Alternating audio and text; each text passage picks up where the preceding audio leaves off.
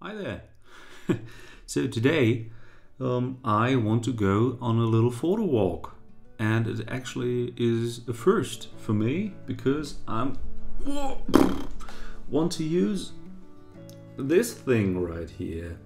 So this is my Sinar Norma that I got as a gift. It's incredible, from a good friend of mine. So Peter, thank you so much. And I'm planning on going into the Harz. It's quite near to my location, and I want to walk a little route there, which I already know and quite love. And I actually shot some of my most loved black and white photos at this location. I will show you some of them.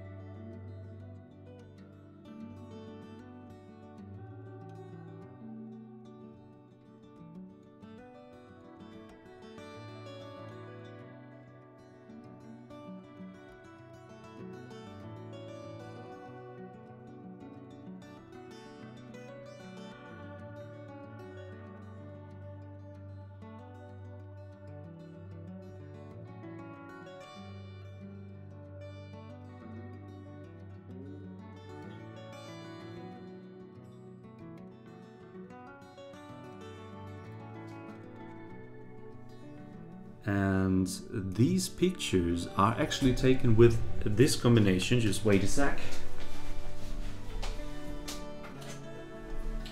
So with exactly this camera right here.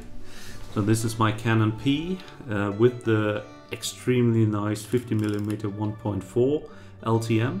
Love this lens, love this camera, and with a slight yellow filter on the front. So the pictures that I've shown you were taken with this combination using the Rolei ATS film. And I would love to take shots like this on my Sinar Norma in 4x5. The film, and this is the stuff that needs to happen right now, still needs to happen. I need to pack all the stuff in my backpack. It's going to be a miracle if all of that stuff that I need fits. And I still need to get the film into my holders. So I have some Provia that a friend of mine bought. Thank you, Nico. So 6 shots of Provia. I'm going to take this, and I'm going to take, how many are they? I think 3, 6, so 12 shots of FOMO 100. This is what I'm going to pack with me. So I need to, still need to get the film in to the holders. Never done that before, so that's going to be an interesting one. But there's still one thing left that is quite important, and that is that I want to take this nice 400 240mm with me. And the problem is at the moment that there's quite a bit of haze in the lens elements. Show you that. Yeah, you can definitely see that. So let's hide behind there. The camera wants to focus on that, but I think you can see it anyways. So there's quite a strong haze problem right here, and it's not super strong, but it is definitely noticeable. And I want to clean that up before using this lens. So that is actually the next thing that we're going to do right now. So I'm going to switch the camera setup so you can look over my shoulder and see me fixing up this lens, cleaning this lens. And after that is done, I'm going to get the film into the holders, pack everything into my backpack, and then we're going to go on a little photo walk in the Harz. Thank you for joining me, and oh man, I'm so keen finding out how this camera works.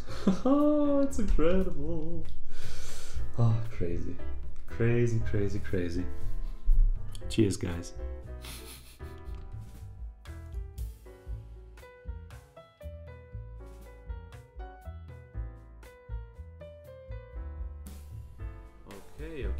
Okay.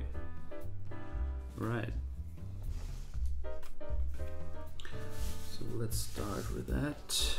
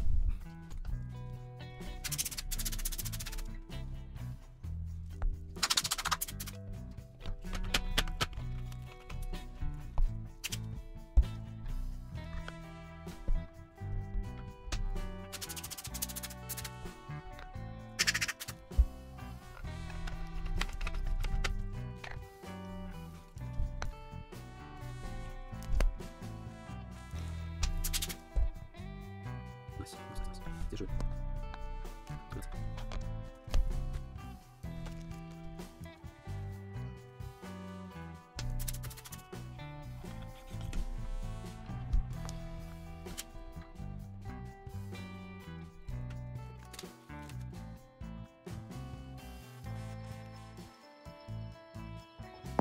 So, wie bekomme ich das jetzt alles irgendwie vernünftig da rein?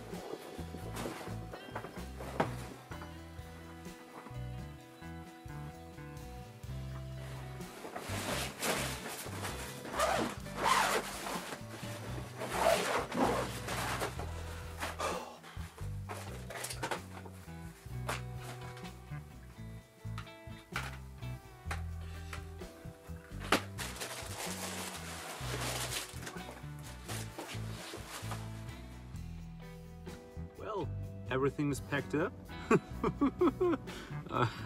I hope that I have everything that I need and that I'm not going to die while climbing up the mountains with this weight on my shoulders. It's going to be an interesting test. It would be much simpler if I didn't include the second tripod and my good digital camera for filming this video, of course. Well, I'm going to film some scenes like this one with my phone just because it's simpler, but I actually want to try to shoot some video on my camera as well. So let's go to the place where I want to shoot a bit, and then let's see. All right, so we actually arrived at the location. So we are very, very close to Bad Harzburg in the Harz. And now we're going to walk up the mountain to a little lake. And well, let's see. I think as I already mentioned, I know this route. It's not too long. It's nice to walk. A little bit steep in the beginning maybe, and at some parts. Well, let's see. I hope that I can shoot some stuff. Let's see. 6 shots of Provia and 12 shots of Foma. I'm a bit nervous actually. Oh, beautiful. Let's see if I'm going to get wet. I hope not, but it might be. Well, let's get started then. Oh.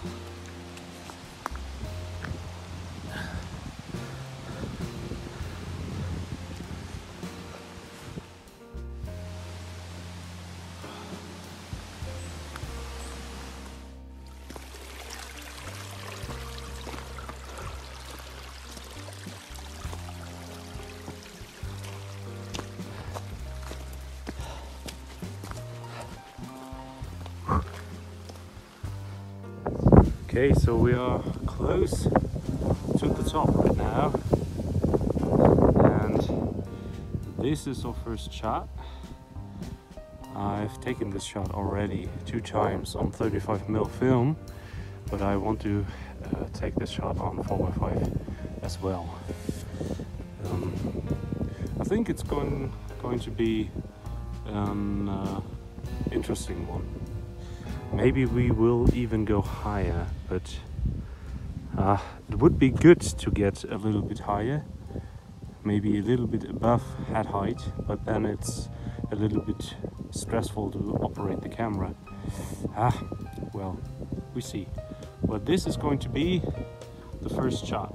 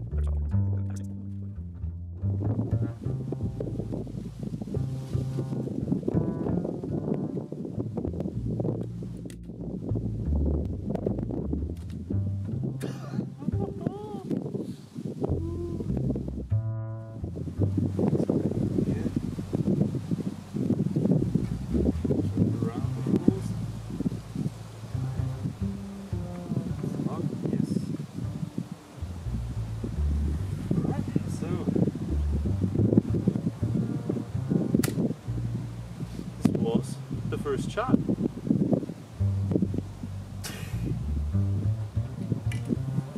Crazy.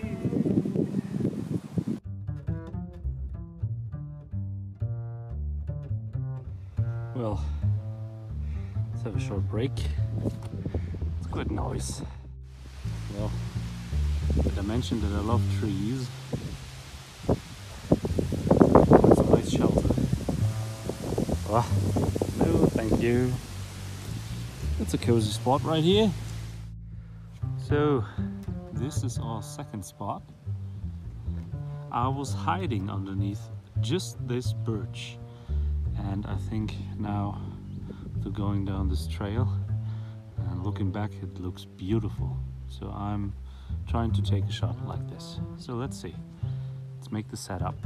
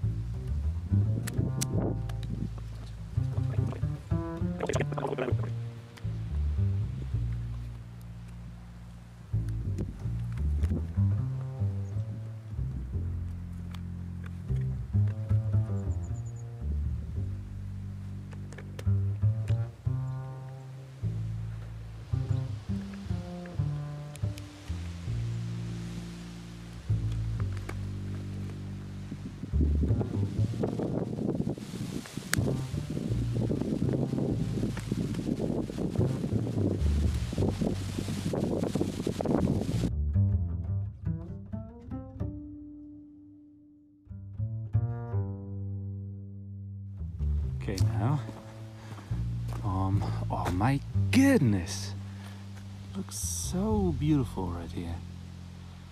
Oh man. So the last spot was up there, and I've took actually several shots right there. I think 3 shots on Provia, so I have only 3 left right now, and 2 on black and white, I think. So 5 shots were taken up there, and now I'm heading down in the valley, into the valley, and I'm hoping that the light hits at some points just like this, and that somewhere there's a beautiful picture hiding. But actually,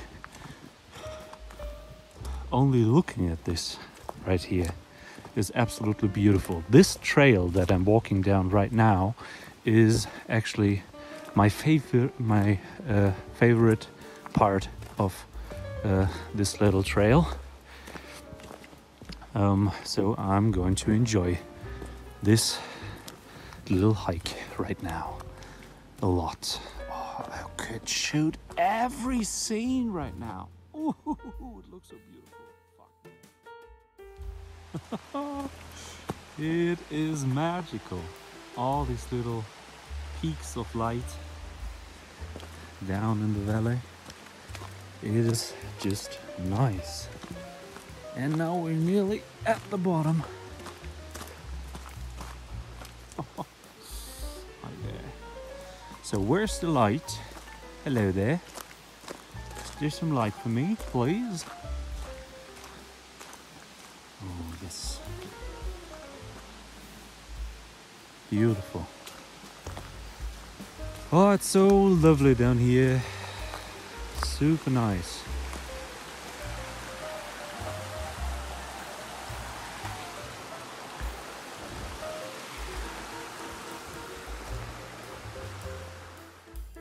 So only a few meters further we have this right here, with the river at the one side and this sort of very nice wall, stone wall on the other. And it looks beautiful. If we get some light in here, thank you. Oh man, yeah.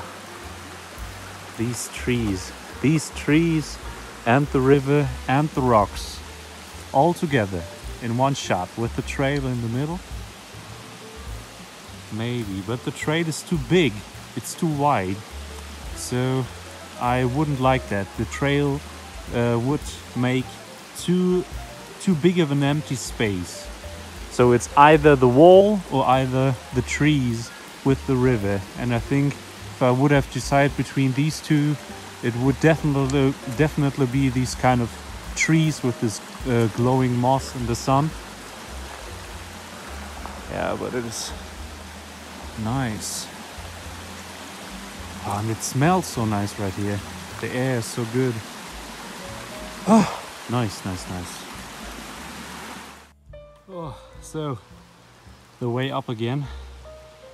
Right there is the dam, and actually there's quite an interesting story around this lake, because you can see this pillar right there. On there there's written DDR, and on the other side, a few meters across, there's also a pillar which BRD is written down on it, because when Germany was separated into two parts after the Second World War, the DDR, of course, was not occupied, was ruled by the Soviet Union, and this part was controlled by the Western forces. And the problem was that the drawn border was going directly in the middle of this lake. And the problem was that the people that were working on running this dam and all of this kind of stuff, I mean, it was a very important power source, and there was a very big debate, because the Soviet Union people did not want the Western forces to operate the dam, and vice versa. So there was a very big debate, and this whole kind of system did not run for, I think, 6 years, I think. And only after 6 years they found a solution, and they can and people could start to work again on this very important building. So that is a very interesting story surrounding this part. We need to find some shelter, and when we are on top, we are actually going to go there and maybe took some shots right there. Well, I've got a little bit of shelter right here underneath this. What are you? Well, I don't know the English term for that, but it's a beautiful tree and it gives me good shelter. I actually want to take this shot, so with this tree right here, and then this sort of with this house right there, a little bit of the sky. I really like that one of the windows is in the back, that you can see some light shining through there. But yeah, I will wait a little bit for the rain to calm down, because I don't want to get the Sinar super wet. Yeah, but I'm going to take a shot right here. Let's see. So everything is now working. The setup is complete. I like the view. And there's the light. Okay, but it only started to hit the tree and not started to hit the house. But we are going to pull out the dark light. Let's get ready to take this shot. And there's the light on the house.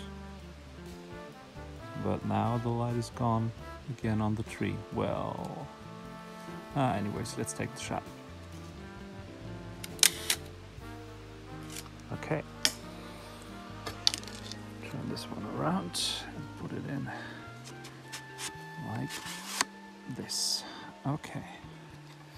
Yes, beautiful.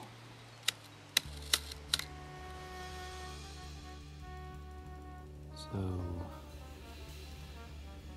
this right here is a spot that I shot before, and I love it. Took one of my absolute favorite pictures right here because obviously the lighting was a lot different. But anyways, so I'm going to take this shot right here. I've tested a little bit, angled a little bit. Just a quick test, but I think like this it's going to be interesting. I want to shoot it at f/16, but I need to meter out the scene again. So let's do this right now. So what do we have right here? So we have a 13, 14 on the bright part, 11, and down to 10 and 9 in the forest. Okay. So what we're going to do is we're going to expose for around 11 like this. Gives me at f/16 1/8 of a second. So I'm going to shoot at f/16 at 1/4 of a second.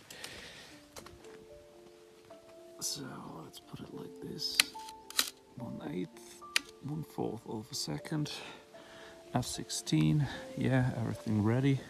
Shutter is cocked, so it should be closed. Yes, it is. Nice. So that is that.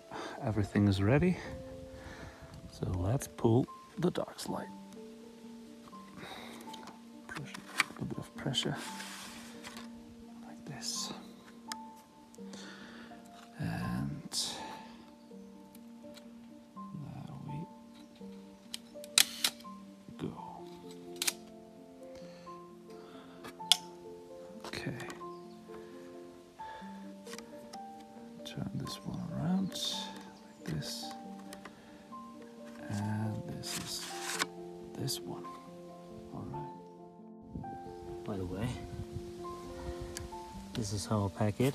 The lenses are at the bottom, then the Sinar in the middle on the 50mm rail, and the film holders on top. I'll need to close it up, and then everything gets cramped on top, and that's it. So on this one, I think I'm going to use the lens that I cleaned before starting with this little journey. I'm going to use the 240mm because I want to get rid of this foreground right here. I don't really need it. I want to create a relatively tight frame with these dead trees and this kind of view right there. So I think the 240 might be a good lens for that. Let's see. Let's try it out. So the setup is basically complete right now. I like the field of view with the 240mm. So the problem right now is I would love to have the roof be inside the waterline of the little lake. So I would need to go much higher, and I can go higher up actually, but if I go higher up, I don't get these nice dead trees in the shot. So what I'm going to do is I'm going to take one shot with the trees and the top of the roof not in the water, and after that I'm going to go a little bit higher and take the shot again with the little house being surrounded by water. It's going to look much nicer, I think, but I will lose these nice dead trees, which is a little bit sad, but maybe I can get these ones in the foreground. Let's see. So I think this really will be the last shot of the day. It is the same as the first one, but only in vastly different light. Oh man, it's very beautiful. Actually, I will go a little bit further so I can get these trees over there in the frame. Probably something like this right here. Oh man, it's so beautiful. Holy moly, crazy. Oh man, oh, that took longer than I expected. I know. Oh, so let's get home and let's get some food. So, hi again. It's 2 days after the little photo shoot, the little hike with my Sinar, and it truly was lovely. I really had a blast doing this, and it worked very well, to be honest, and I'm extremely thankful for my backpack that I own, because my back did not hurt. Only the one side of my back was feeling a little bit strange, but I think that was probably because I was carrying the tripod with this head on top all the time in one hand and had nothing in the other. So I think that played a big role in that part, but it worked beautifully. I hope so. All my shots are in here. I've taken 11 black and white shots and 4 Provia shots. So that is all that I need to develop. The one black and white shot that I didn't take, I took out of the film holder to have, just simply to have a piece of film to try and to test with, because I never loaded a piece of film into my 4x5 piece of film into my Jobo tank. So this one right here, I got this one for my CPU2, and it got 2 4x5 reels. I think they can even go quite higher. I'm not sure, but anyways, so they are for 4x5 film. You can develop, I think, 6 sheets at the time with one, so 12 with both of these at the time, so I can do everything in one batch basically, which is nice, of course. But I've never done it to put the film inside of here. And the question that I have in my head is, for example, okay, what is the right order of operation? Should I put it emulsion side up or the other way around? I'm not sure. But actually, if I look at this, when the film is fully seated, it looks like the best idea would be to have the emulsion side up, because like this, the emulsion side is basically touching nowhere, which is nice. If I put it the other way around, it might get a little bit scratched up and the chemistry might not reach all the points. Yeah, that would be not good. So emulsion side must be up. Nice.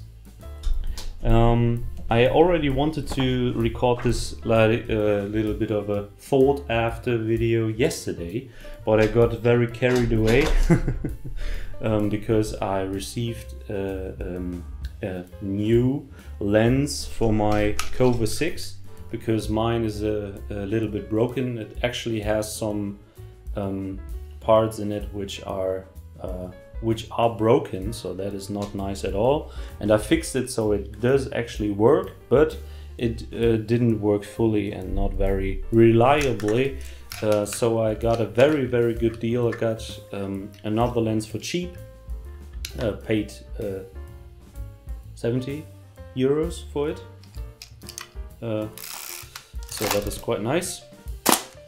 And after a little bit of cleaning, so I spent, I think, like 2 or 3 hours on this lens and re-greased it, and now it works beautifully. So all the times and all the mechanisms work nice, so I can use this lens on my cover. Yeah, but I got carried away by that, so I ended up not recording a video. So I will do it right now. Of course, what did I learn from my experience 2 days ago?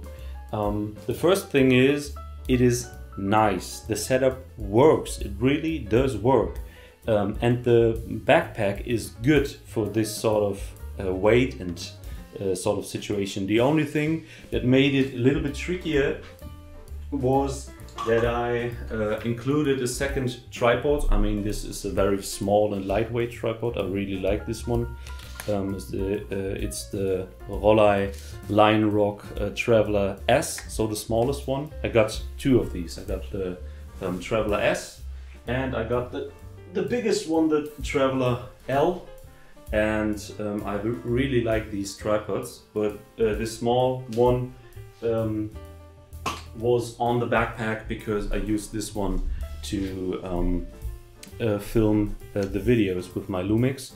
And my Lumix S1 was with me as well, and of course this combination, I mean, this tripod is really not that heavy, but the camera is heavy, and the lens and the accessories that I needed. All in all, it's of course quite some weight added. And what really was the problem is that the space that the camera took up was, yeah, it fit in the end. Everything fit in the backpack, but I think if I wouldn't include my video camera and this second tripod, it would be basically it would be much easier to fit everything in the bag. But it seemed to have worked nicely, which is of course nice. The thing that I do not know up to this point is if the system is even light tight. So maybe it would have been a good idea to take one test shot first and then developing it before taking 12 shots and even 4 Provia shots, more than 12 shots. So it would, of course, would have been a good idea, but I was not interested in that because I wanted to try this camera. Yeah, anyways, let's see what we've got. So in the end, what I need to do next is to develop this film and to look at the results, if they are any good. If I screwed up drastically and I just did not notice it because I don't know what the hell I'm doing. Yeah, but from my feeling, everything worked nice and everything felt very nice. It was very intuitive to use this camera. It felt nice and it worked very good. Two things I discovered. 2 things that I want to change. The first thing is the shutter mechanism right here, the behind the lens shutter. So the cold pull shutter from Sinar. This one right here. Where's the button? Like this, and this shutter is the biggest source of shake in the system at the moment, at least. So if you fire this shutter, obviously parts are moving and are introducing some amount of shake. And the problem with that is not that itself, but the shutter, as you can see and as you can hear, has some side-to-side movement, and I think they, if you add quite a heavy lens to it, it will reduce that slack noticeably, and it will, yeah, you know, it will, you know, make the problem less, yeah, you know, I don't know the word at the moment. Make it less prone to be shaking around like that. But I don't like that the shutter has this movement. So what I'm going to do is I'm going to take this unit out like this, and I'm going to put some light seals in the corners around here. So light sealing materials, some foam that I have lying around. Light sealing foam that I use for fix up old cameras, and I'm going to do that. I think I'm going to use 1 or 2 millimeter material, and after I'm done with that, I think that this slack and movement will be gone, and then the system will be quite a bit more solid, I think. The other thing that was only bugging me a little bit, it is not really a problem, to be honest, but I will show it to you. The thing was, I don't have a dark cloth. I used these wide angle bellows with this sort of attachment right here, and this combination works very nice. It was very intuitive, by the way. So if you put this on the camera and looking through it, you even got the possibility to switch some magnifiers in place right here. And this combination works extremely nice. You can really look at the matte screen and take critical focus. It works beautifully. The problem, however, is that if you want to compose the shot, if I put this on here right now, you can see it, I think. So get this on here, and the problem is the weight of this system.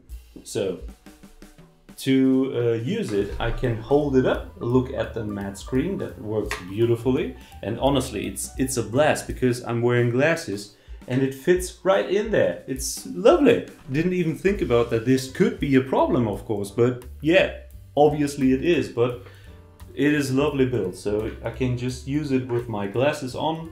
Everything is nice, and you can really look at the matte screen quite nicely. The problem, however, was when I want to change the composition of the frame, especially if I wanted to raise the camera to lower it, to tilt it like this. So what I needed to do is, I need both of my hands right now. So I need to let loose of this one, loosen up this one, and then, well, okay, like this. Oh, hold it up with one hand, and now I need to let go of this one, and then everything is, it does not work. You need both hands. And with this system, you only got one hand free and not two hands free. So my solution for that was that I've taken this one off like this. It's quite easy to put on and off, and I let the wide angle bellows hang around like this, and so it was easier for me to look inside right like this, and then compose the frame like that, and then afterwards clipping this mechanism back into place, and then like that, and then I did the fine work holding it up again. So that was the only thing that bugs me a little bit. So the weight of this kind of system, that was a little bit of a problem. But apart from these two things, everything seemed to have worked very nicely. So Should we see some results then? I need to develop the film. I'm going to do it today, I think. Yeah, so I guess this will be the next step in the video. I hope you enjoyed. And thank you, truly, thank you, if you stuck around until now. I hope you like it. Cheers!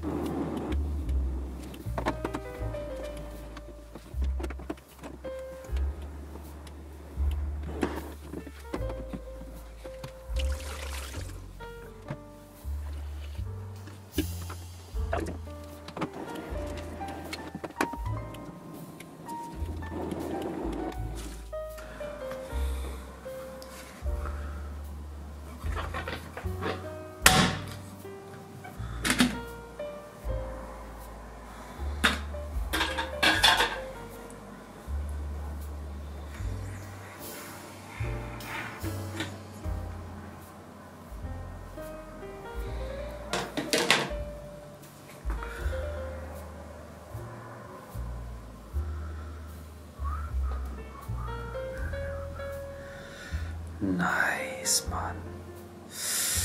Ooh, that looks like something. Was denn da passiert? Das sieht aber ein bisschen komisch aus. Könnte ein Light Leak sein. Na. Okay. So we got something at least.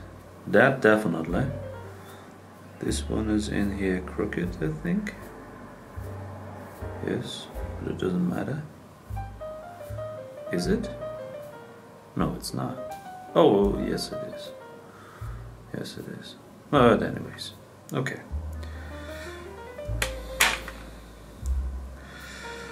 Oh, crazy. crazy.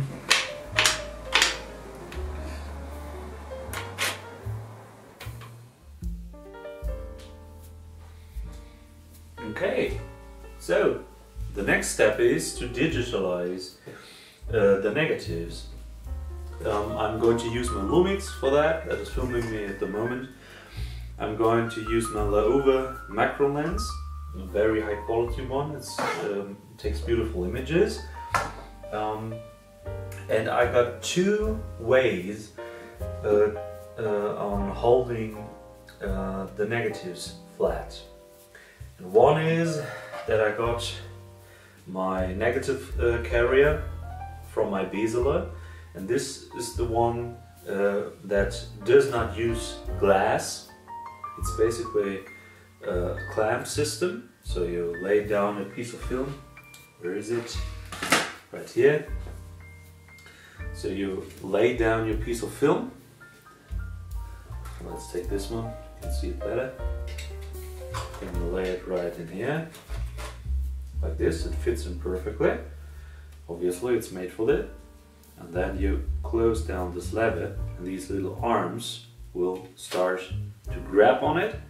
And if I now tension it, it will actually grab the film and sort of draw it flat. So if you can feel it humming. It's basically right now like a little drum. Yeah, basically, of course, going to do something like that. So, but the problem is that this method leaves some scratches on the negative. So I will try this one out, but I also got the 4x5 inch negative carrier from bezeler that I used before in my video comparing the Besser 2 versus the little Adox that I got. And this is basically just two pieces of glass. I don't even know if the one is an anti-Newton glass. It should be, right? I don't even think that one is anti-Newton glass. Both of them seem to be normal glass.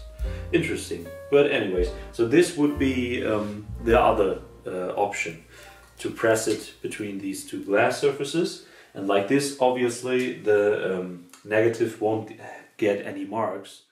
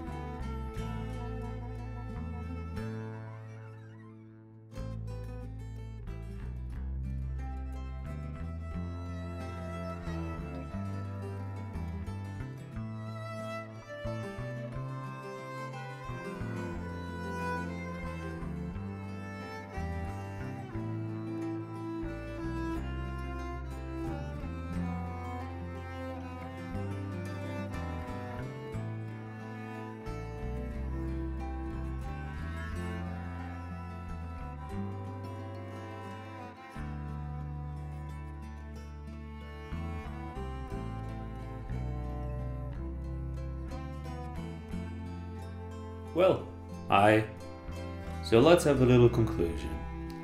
I've taken a look at the digitalized negatives, and for the most part I'm very happy. There are some pictures, so I didn't screw up entirely, at least not on every shot. On one shot definitely, or two shots. But anyway, so we got results, beautiful. But I also noticed a problem, and that problem being motion blur. And there definitely is some. Let's take a look at this example, for example.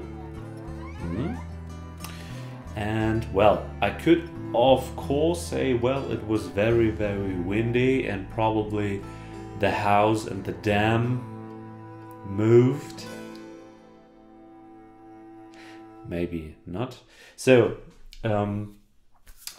obviously I found that in most shots there is a certain amount of blurriness from motion, definitely.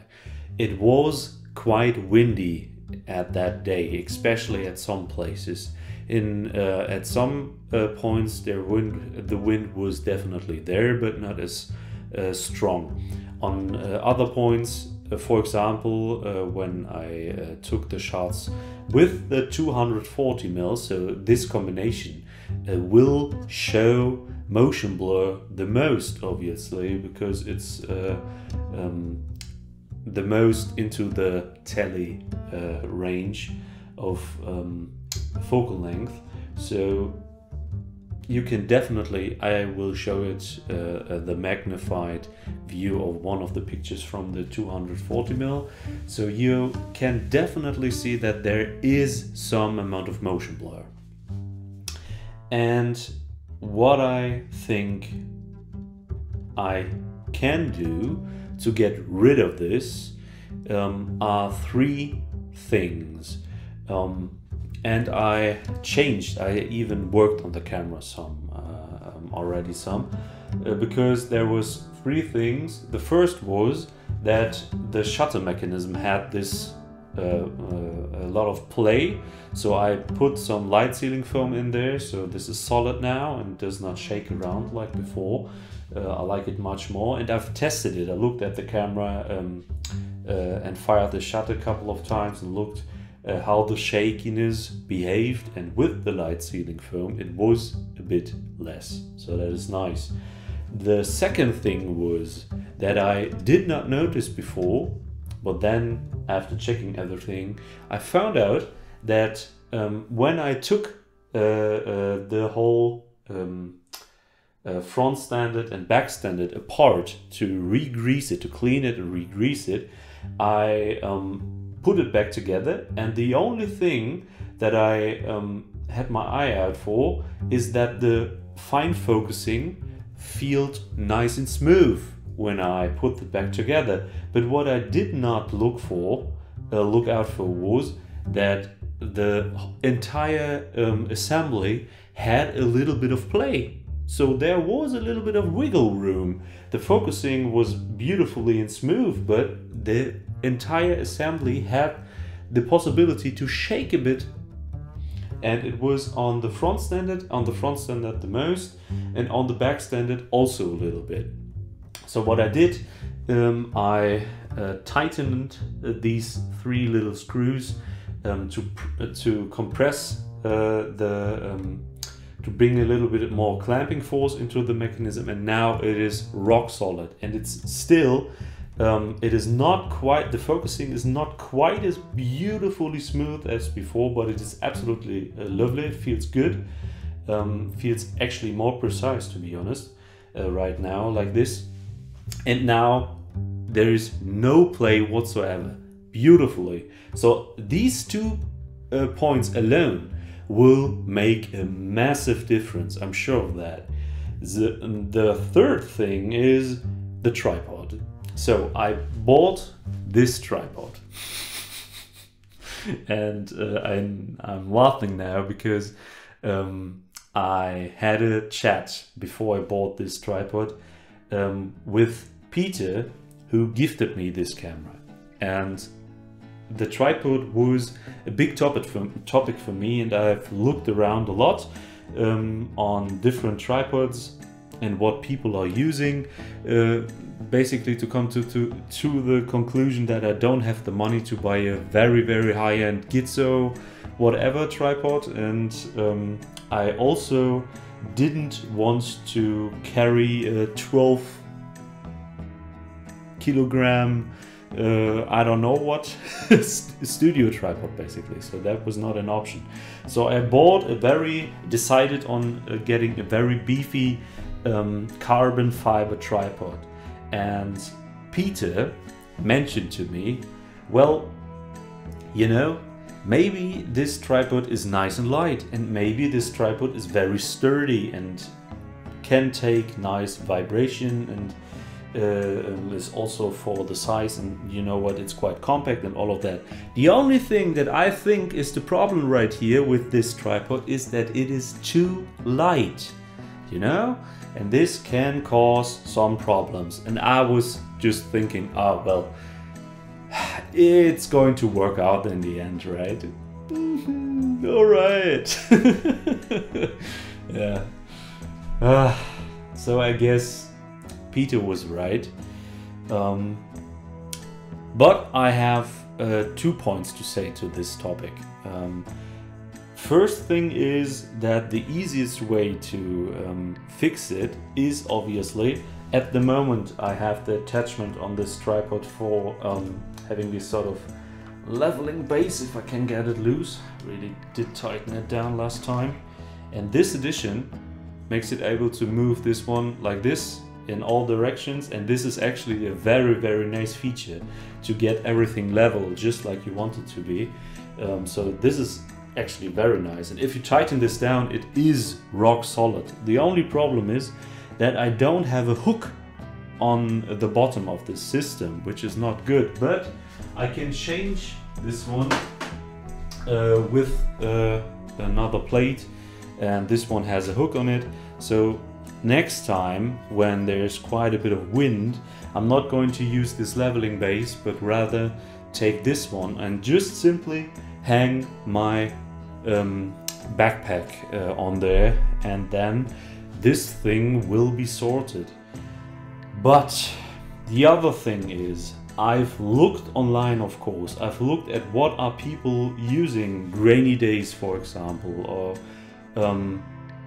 I will like something like Marrash, for example. Everyone is using a carbon fiber tripod, maybe a better quality one to be honest, but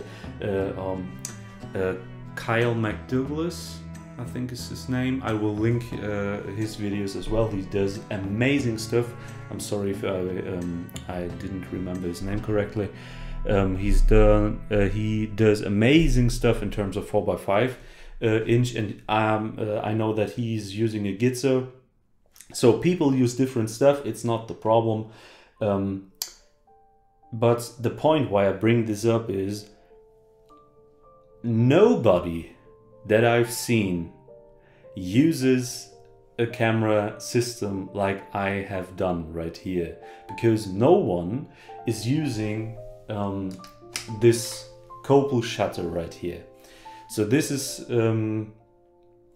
basically an older system to use lenses without a shutter like this one, and this system definitely creates a lot of shake in the system, and gives a lot of shake in the system, and that is for 2 reasons. So the mechanism is not only the shutter. So if we fire this one, it is set to 1 second at the moment. So if I fire the shutter, it will open and close. And this open and closing action, of course, brings shake in the mechanism as well. But it is, I would say, the lesser source of shake. The biggest source of shake is from the aperture stop down function that is built in here. So the lens is open all the time, and only if I take the shot, the mechanism will stop down the lens for me. I can preset the setting on the side right here. So on the side right here, there's this sort of scale, and I can, for example, like this, I can put it at f16. And if I now take the shot, the mechanism, it is wide open all the time, and only if I take the shot, it will first close down to f16 and then take the shot. And this mechanism, this sort of pressing motion and the aperture closing motion definitely creates quite an impact. And I think right here lies one problem. If I press the shutter only so much that the aperture is closed down already and then press it fully like this, I think the whole situation is a lot less shaky. So that is beautiful. So I have to remember to do it not like this. That is not good. Do it in 2 steps. First the aperture, then the shutter. Much less shake. But I think the real solution for this problem, at least, because you know what I'm trying to say is, my feeling is that this system with this with this Colpool shutter really is a combination that is meant to be taken into the studio. That using this backlens shutter is really something that is easily work with on a much more heavy duty, not really like it's not a tripod that can carry more than this one. This one can carry, I think, like 35 kilograms or something like that. So that's a hell of a lot. But to be used on very heavy studio tripods. So the shake of this does not matter at all.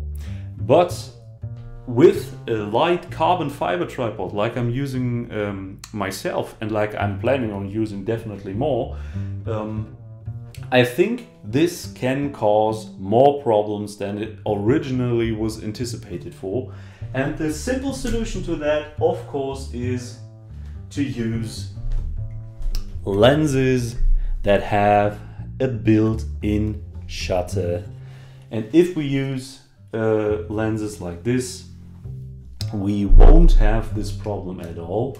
And I think that exactly that is the point where you can see that basically everyone that is... Can I even use this combination? Yes, I can. Where everyone that is around... let's open the shutter. So if I would fire the shutter right now with an cable release, this, using the inbuilt shutter in a lens, creates much less impact and shock than the whole mechanism surrounding this behind lens shutter. And I think these 3 things in combination caused the slightly blurry photos that I've taken. So caused this movement that I had play in the camera, in the chassis of the camera basically.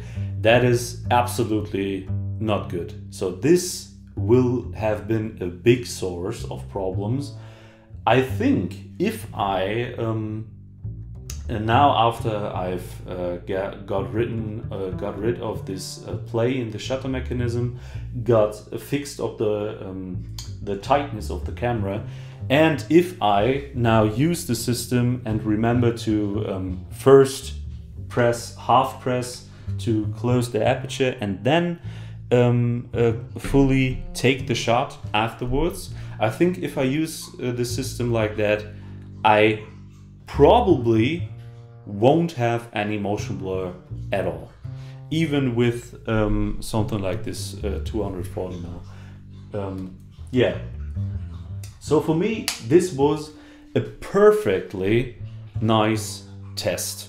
to learn what this system is about. Basically, that was the reason why I did this. Why I did this photo shoot. Yeah, but that was basically my findings. And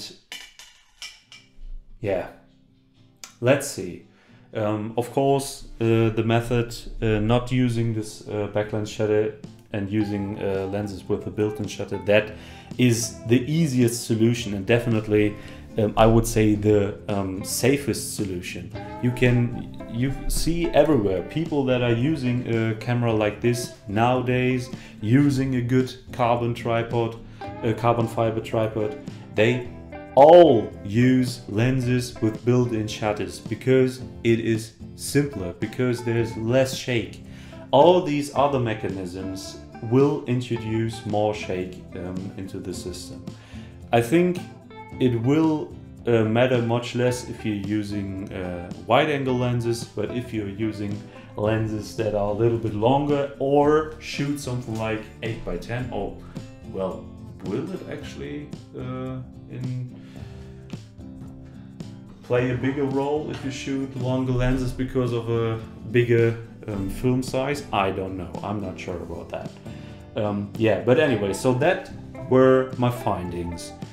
I am very keen to work again with this camera. I had a blast, oh my god. And I still haven't been down into my darkroom. Honestly, the video is far too long already. If you really watched till the end, well, you are definitely some sort of a crazy person. Thank you, truly. Appreciate it a lot. And I think the second video that I'm going to do about this topic, maybe I'm already going to shoot again, but what I definitely need to do, once I have fresh E6 chemicals, I need to develop the Provia shots that I've taken on this setup, and then also work with the negatives that I already have in my darkroom. So this will be another video, I think, but honestly, it was so lovely to shoot with this camera. Oh, it's such an amazing piece of kit and everything feels so nice.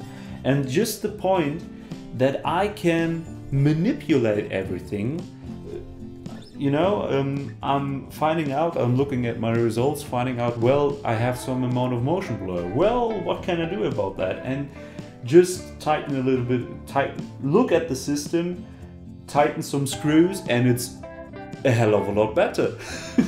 That is beautiful. Oh man, and everything feels so nice on this camera. Yeah, I love it. So that is basically it. I love this camera, and I'm very looking forward to shoot again with this beautiful piece of equipment. So everyone, I would say, no, it's not cut like this. So everyone, with that in mind, thank you for watching and have a blast. Shoot a lot of film, I hope. And have a great day. Cheers.